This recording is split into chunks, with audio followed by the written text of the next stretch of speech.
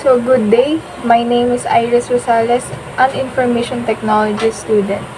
So before we proceed to our topic, computer-related offenses, I'll ask you guys if you have any clue how many people around the world are using internet since March 2021.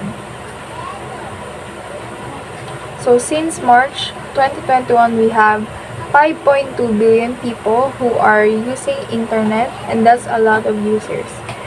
There are now 5.2 billion internet users around the world, which equates to almost 66% of the world's population.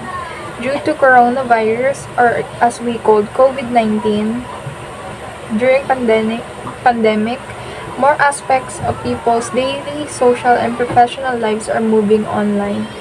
Hence, billions of people are now turning to technology for their communication, entertainment, work, and for their other purposes. So, how many users does Facebook have? With roughly 2.89 billion active users in the world, Facebook is the biggest social network worldwide.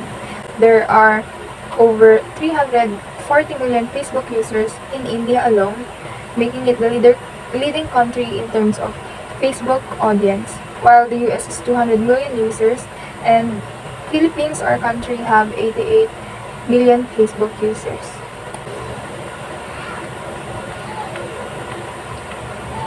So, what is the number one cybercrime in USA? So cybercrime, it refers to any illegal behavior, directed means of electronic operations that targets the security of computer system and the data processed by them. So the number one cybercrime in the USA is the computer fraud. But how about in our country? How about Philippines? What are the top 3 cybercrime in our country? So the top 3 cybercrime are online libel. It is when someone has posted or emailed something that is untrue and damaging about someone else on the internet. So, for example, is private messages on Facebook mostly. Second one is online scam, swindling, and staffa. Third one is RA 9995, anti-photo and video voyeurism. So, jurisdiction of cybercrime courts. All Filipino citizens, regardless of place of commission of act. So, this is even you're a Filipino citizen based on, or you're in the another country, then you commit crime. The courts here in the Philippines will have a jurisdiction. So, any of the elements such as committing within the Philippines or committed with the use of any computer system, fully or partly situated within the Philippines.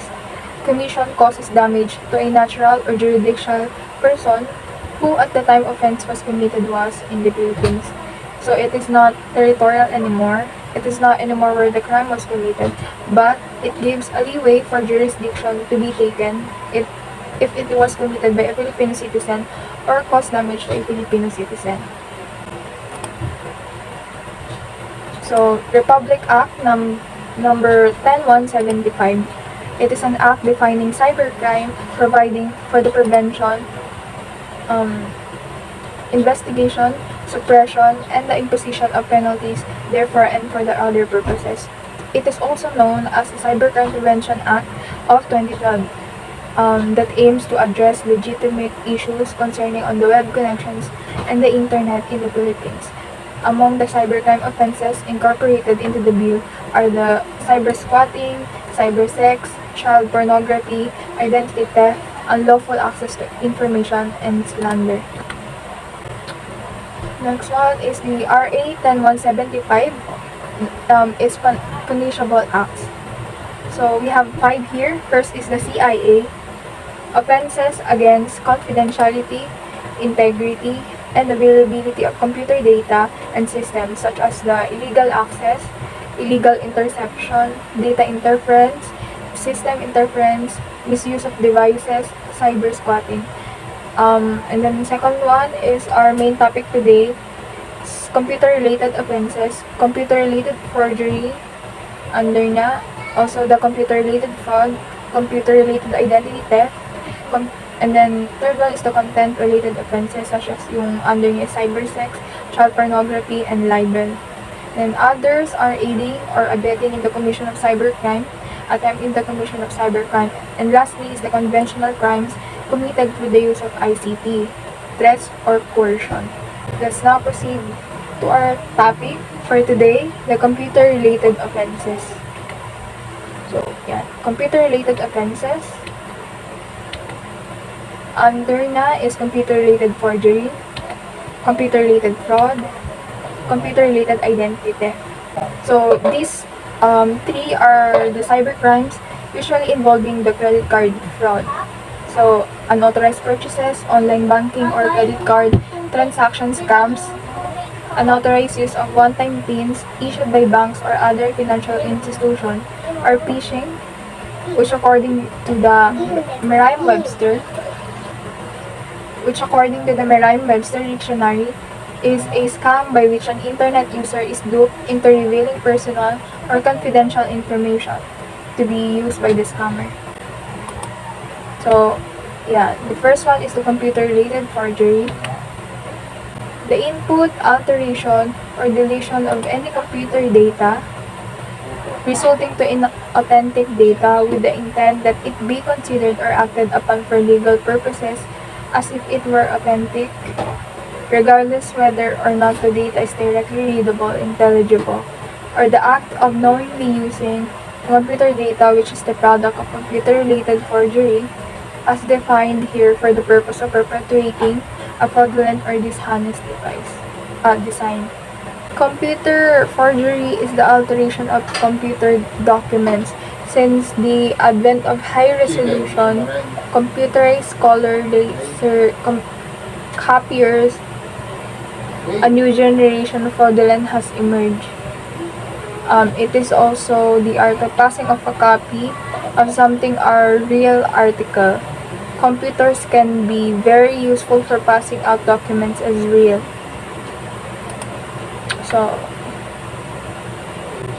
this is an example of computer-related forgery. So, here is the example. It is a news from the Philippines Manila Times, to be specific. 2 women named for selling fake COVID-19 test results.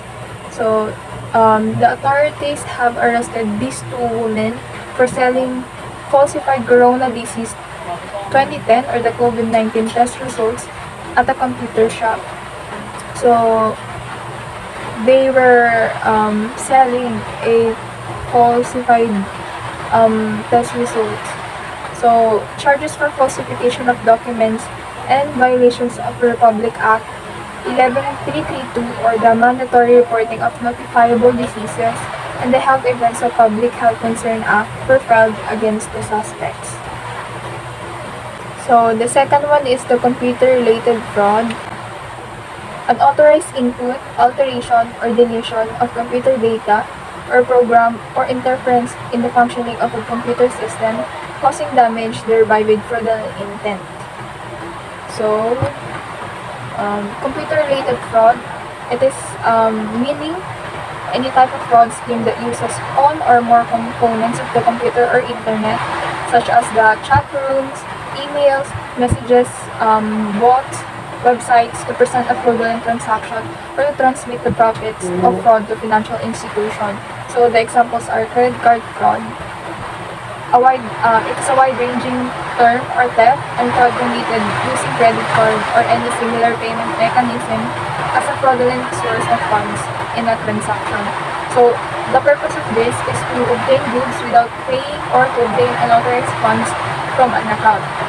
Second one is phishing, sending email to a user falsely claiming to be an established legitimate enterprise in an attempt to scam the user into giving away private information that will be used for identity theft.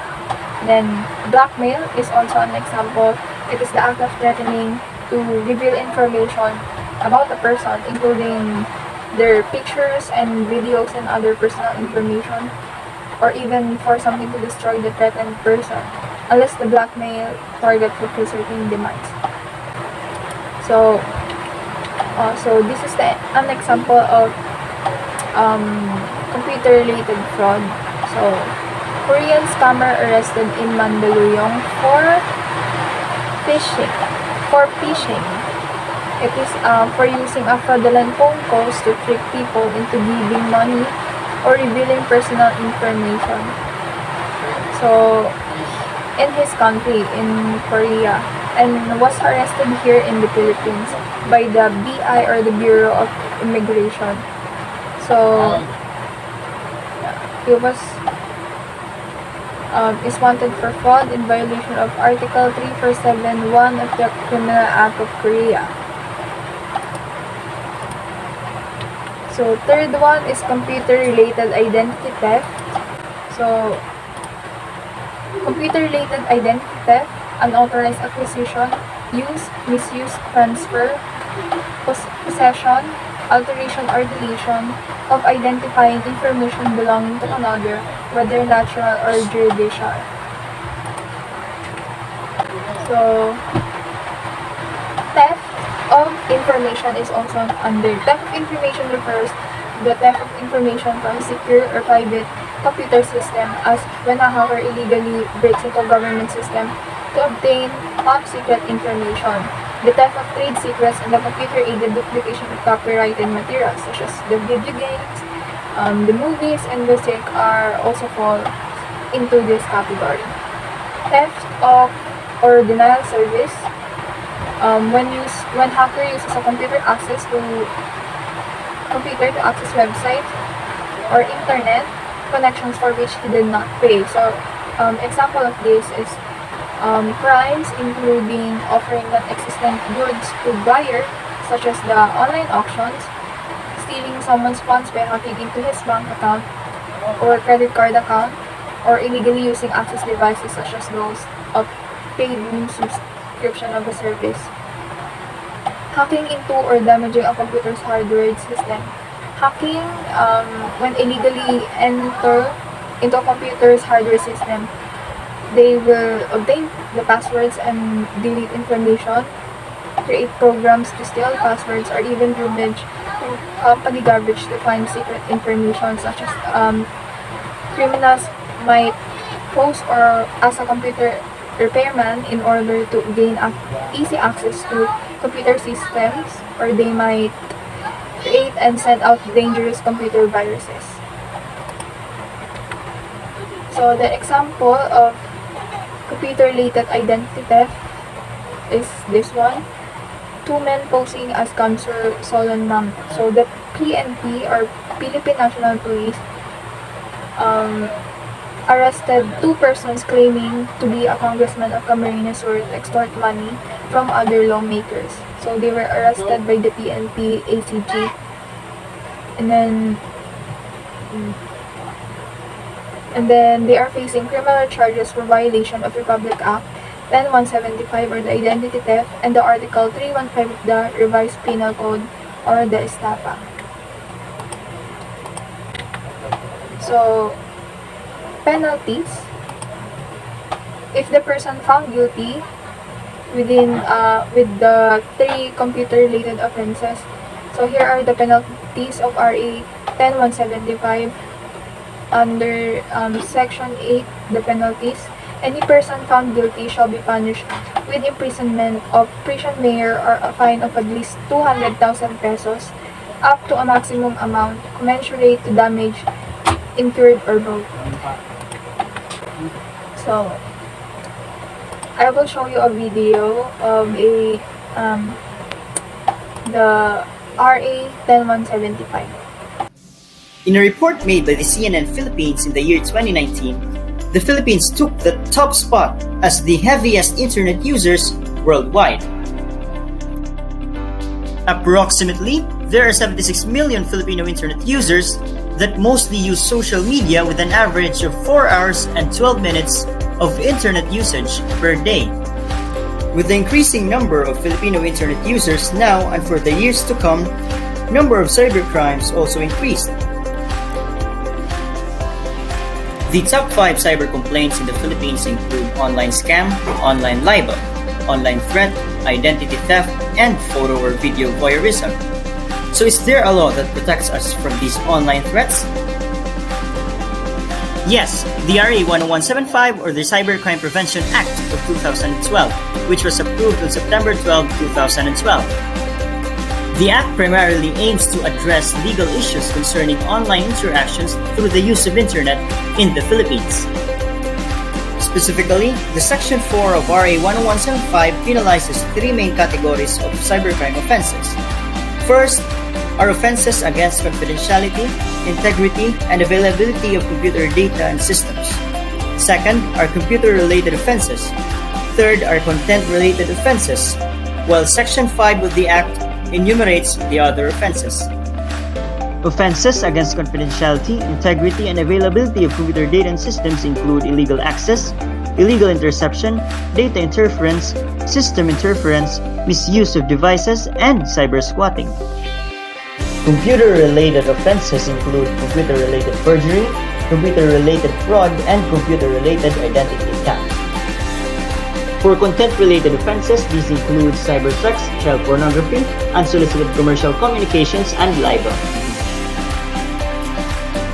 The other offenses, according to Section 5, includes aiding or abetting the commission of crime, as well as the attempt in commission of the cybercrime.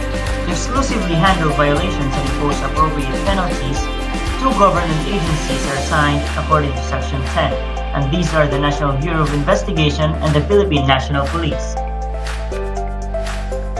Although the RA 10175 faces issues in containing broad policies, let us remember that there is a law that punishes unlawful acts online. Be an exemplary and responsible digital citizen that respects, protects, and recognizes the privacy of others online and offline.